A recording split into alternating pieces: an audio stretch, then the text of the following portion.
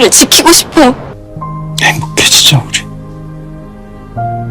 Hey guys, kembali lagi di channel Uka Family. Makasih ya yang udah klik video aku. Semoga kalian diberikan kesehatan dan rezeki yang berlimpah. Di video kali ini aku akan membawakan alur drama berjudul When the Phone Rings. Tanpa berlama-lama, langsung saja ke alur filmnya.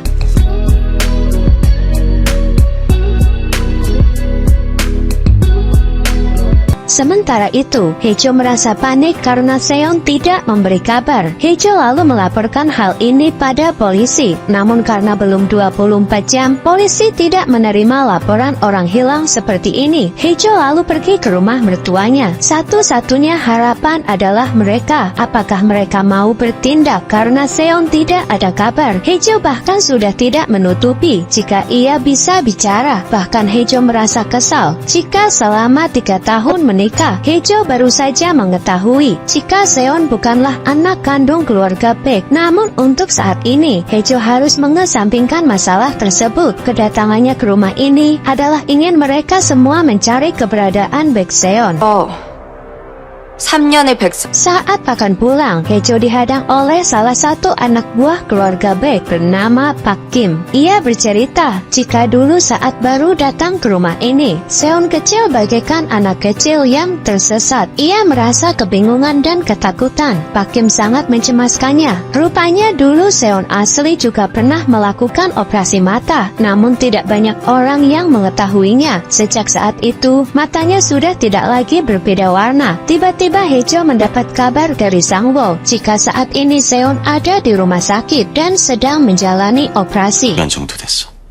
Rupanya sebelum kejadian, saat itu Sangwoo mengunjungi toko pancing milik Jeon Jisoo, di mana ia akan meliput kasus anak hilang di pusat penitipan anak sinil. Namun Pak Jin Suk enggak memberikan informasi apapun. Ia merasa sangat ketakutan, seolah-olah akan ada imbas jika ia menceritakannya. Saat di perjalanan pulang, Sangwoo melihat mobil Seon. Ia pun lalu mengikuti Seon dan melihat toko pancing sudah terbakar dan di dalamnya ada Seon dan Pak Jin Suk. Namun Sangwoo tidak mengerti siapa pelakunya dan mengapa Seon ada di toko pancing Jin Suk. Sangwoo juga tidak mengetahui apa hubungannya Hejo dengan Seon, karena saat Sangwoo menyelamatkannya, telepon Seon selalu berdering. Hejo meminta maaf pada Sangwoo karena banyak hal yang ia tutupi. 미안해요, 선배. Sementara itu, si penculik mendapat pesan dari seseorang. Ia menanyakan jika kebakaran toko pancing Jin Suk adalah ulahnya, dan ia memberikan peringatan terakhir untuk tidak bertindak sendirian. Namun ternyata, kebakaran itu bukanlah ulah si penculik. Beruntungnya Seon selamat. Singkat cerita, Seon telah siuman. Ia terbangun karena mendengar suara Hejo yang berkata tidak apa-apa. Di sana Sangwoo menjenguk Seon. Rupanya Sangwoo membawa Seon ke rumah sakit milik ayahnya. Ia menjamin jika keadaan Seon tidak ada yang diketahui oleh orang lain. Seon lalu bertanya, bagaimana keadaan Pak Jin Suk? Sangwoo lalu membawa Seon ke suatu ruangan, di mana Pak Jin Suk masih belum sadarkan diri. Pria itu adalah saksi kunci atas hilangnya anak-anak di panti asuhan. Seon ingin jika Sangwoo melindungi Pak Jin Suk karena ia memberikan pesan pada Seon jika pelakunya masih hidup, dan Seon sepertinya tahu siapa si pelaku itu. 그놈이 살아있다. 그 사건의 진범. Sementara itu, Seon lalu mencari keberadaan Hejo. Seon lalu melihat pesan-pesan Hejo tadi malam. Rupanya Hejo benar-benar khawatir dengan keadaan Seon, karena malam itu Seon pulang terlambat. Saat ini Hejo pulang ke rumah dan membongkar kamar Seon untuk mencari ponsel si penculik, dan Hejo berniat akan melaporkannya ke polisi. Namun tiba-tiba Seon datang menghampiri Hejo. Ia sangat terkejut mengingat Seon belum pulih. Hejo hanya ingin melindungi Baek Seon supaya Seon tidak menderita lagi. Seon berkata jika selama ini karena Hejo lah ia masih bisa hidup dan bertahan. Di sana Hejo berkata siapapun Baek Seon, Hejo akan tetap mencintainya. 당신을 지키고 싶어.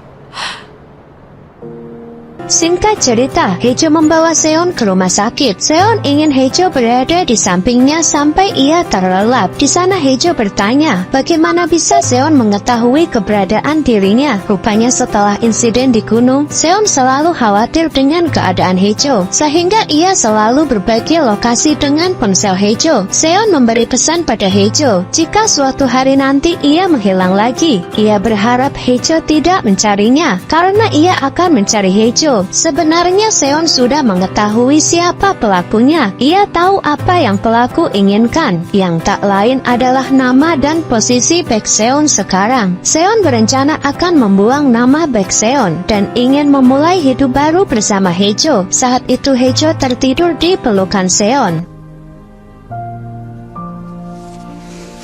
Sementara itu, di lain tempat keluarga Baek sedang melakukan syuting untuk kampanye pemilihan presiden. Awalnya ayah Seon berjanji akan syuting bersama Seon, namun rupanya Seon tidak kunjung datang. Ia lalu mengundang orang lain, yang ternyata adalah Inha, dan di sana Inha berperan sebagai istri Baekseon. Inha lalu bertanya, kenapa wajah Seon berbeda dengan wajah kedua orang tuanya? Namun Baek Uyong menjawab, jika semasa muda wajahnya juga sangat tampan seperti Seon sekarang. Para media yang meliput semakin penasaran lagi, mengapa selama 3 tahun menikah, Inha tidak pernah menampakkan dirinya ke publik. Inha berkata, jika Seon yang ia kenal sebelum menikah dan sesudah menikah adalah orang yang berbeda. Suasana menjadi canggung. Namun tiba-tiba ada sebuah paket datang. Ayahnya Seon mengira jika itu adalah abalon, makanan segar yang akan dimasak hari ini. Tapi ternyata paket itu berisi ikan-ikan yang sudah mati. Ibu Seon lalu pergi dan mengejar si pengirim paket. Entah mengapa, ia yakin jika si pengirim paket itu adalah putranya yang asli. 다른 사람이었거든요.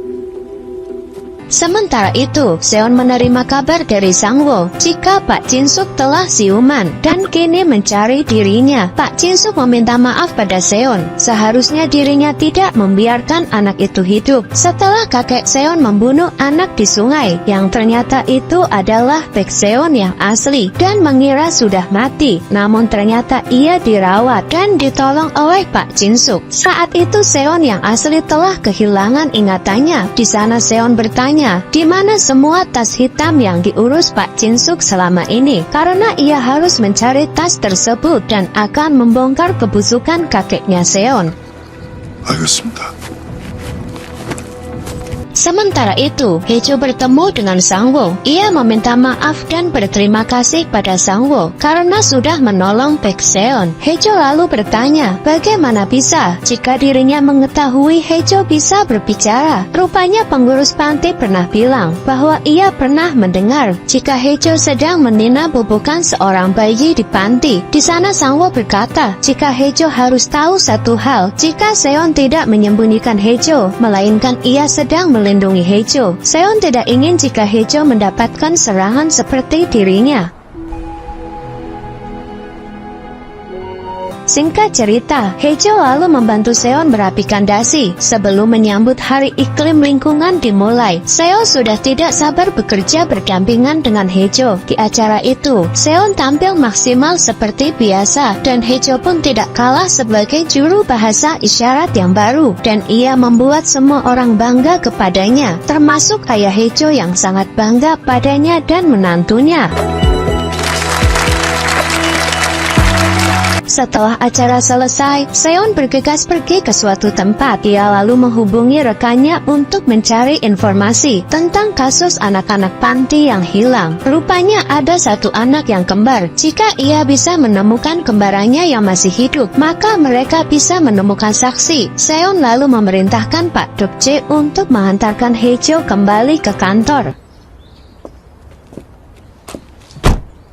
Sementara itu, atas informasi dari Pak Jin-suk, Seon lalu pergi ke sebuah gunung bernama Sinjok, di mana di sana adalah makam anak-anak panti yang menghilang. Pak Jin-suk siap menerima konsekuensi dari semua perbuatannya. Menurutnya ini adalah hukuman untuknya. Sesampainya di sana, Seon melihat gundukan-gundukan tanah yang seperti makam. Bersamaan dengan itu, Seon mendapat kabar dari rekannya jika ia menemukan kembaran dari anak kembar, yang salah satu ibunya menghilang. Dan ternyata anak kembar itu adalah Pak Dukje. Mendengar hal itu, Seon terkejut dan langsung menghubungi Pak Dukje. Namun Pak Dukje tidak mengangkat telepon dari Seon atasannya. Dan rupanya Pak Dukje membuat Hejo pingsan saat ia akan mengantarkannya ke kantor.